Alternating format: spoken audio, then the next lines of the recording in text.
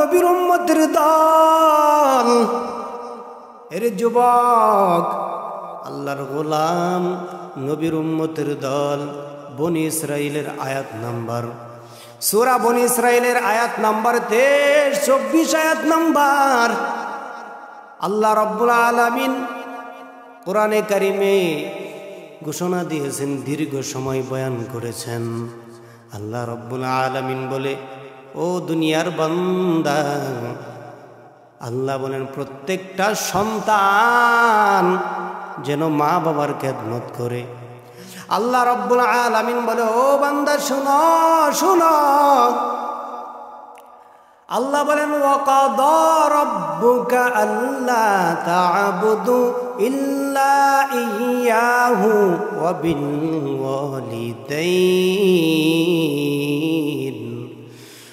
বিল ওয়ালিদাইনি ইহসানা।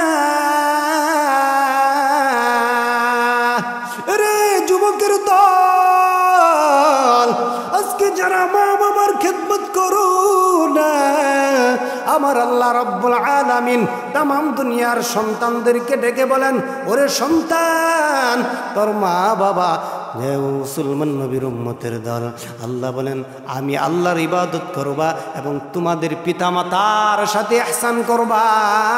এর সন্তান, তোর মা বাবা বৃদ্ধ হয়ে গেছে, মা বাবার সাথে ইহসান করো। ইহসানের শাব্দিক অর্থ হচ্ছে বান্দা দেওয়ার বালা বেশি দাও। এরে নবীর উম্মতের দল, এই যুবক ভাই, ছোটবেলা তোমাকে মা বাবা কত কিছুই না দিয়েছে, অন্যের বাড়ি কাজ করছে। ও নবীর উম্মতের দল, হে যুবক, অন্যের বাড়িতে কাজ করিয়া তোমাকে খাবার দিছে আর লেখাপড়া করাইছে। দেখা যায় অন্যের বাড়িতে কাজ করিয়া ছিঁড়া কাপড় পরছে, কিন্তু তোমাকে ভালো ভালো কাপড় পরাইছে। কথা কোন ঠিক না বেঠিক? মুসলমানি বান্দার আল্লাহর গোলাম, এ যুবক, এখন জানি তুমি টাকাওয়ালা হইছ, তোমার মা বাবাকে এখন দেখো নাই। আমার সাবজেক্ট হচ্ছে মা বাবার খেদমত। ও মুসলমানি বান্দার আল্লাহর গোলাম, আল্লাহ রাব্বুল আলামিন বনি ইসরাইলের আয়াত নাম্বার 23, প্রথমে আল্লাহ রাব্বুল আলামিন আয়াতের শুরুতে বলেন, আল্লাহ রাব্বুল আলামিনের ইবাদত, একমাত্র আল্লাহর ইবাদত করতে হবে। আল্লাহর নবী পয়গম্বর আরবি বলেন, যে ব্যক্তি আল্লাহ রাব্বুল আলামিনের ইবাদত করবে আমার তরিকায় তাকিয়া এবং মা বাবার খেদমত করবে, আল্লাহ রাব্বুল আলামিন বলে মা বাবা খুশি। যার উপর, যেই সন্তানের উপর আমার আল্লাহ রাব্বুল আলামিন তার উপর খুশি হয়ে যায়। সুবহানাল্লাহ পড়েন। আরে নবীর উম্মতের দল, হে মুসলমান নবীর উম্মত, আজকে মা বাবার খেদমত নাই। ইহসানের শাব্দিক অর্থ হচ্ছে বান্দা দেওয়ার বালা বেশি দাও, নেওয়ার বালা কম নাও।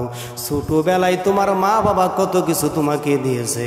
এরে নবীর উম্মতের দল, এখন দেখা যায় তুমি শক্তিশালী হইছ, যুবক হইছ, বিয়া করছো, মডার্ন বিবি নিয়া আরামে খাও, আরামে ঘুমাও, কিন্তু দেখা যায় বাড়িতে তোমার মা বাবা, বৃদ্ধ মা পড়ে রইছে, কিন্তু খবর নাও না। মাসের পর মাস চলে যা। এর নবীর উম্মতের দল, আমি ঢাকা শহর যখন জুমার নামাজ পড়াই, জুমার নামাজ পড়ানোর পর মসজিদের বারিন্দায় গেলাম, যাওয়ার সাথে সাথে এক বৃদ্ধ আইসা বলে, হুজুর গো, আমার 3 জন সন্তান আছে, আমাকে লালিত পালিত করার জন্য আমাকে কোন খরচ দেয় না, কিন্তু টাকা পয়সা আমার সন্তানাদের অনেক আছে, আমার 3টা ছেলে।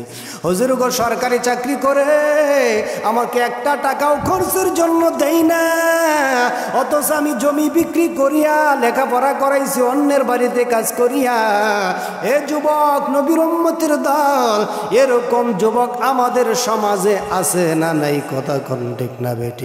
এর নবীর উম্মতের দল, অনেক যুবক আছে মা বাবার সাথে খারাপ আচরণ করে, অনেক যুবক আছে মা বাবা যদি চাই দিতে চাই না, টাকা পয়সা চাই, মা বাবাকে এমন দমকানি দেয় আর বলে যাও যাও যাও, কারণ তার স্ত্রীর কথা নিয়া মা বাবার সাথে বেয়াদবি করে। কথা কোন ঠিক না বেঠিক? কথা কোন ঠিক না বেঠিক? অতএব মা বাবা খেদমত করেছে ছোটবেলায়, ওই মা বাবা এখন বৃদ্ধ হয়েছে, মা বাবার খেদমতে সন্তান নিয়ে যেতে হয় না।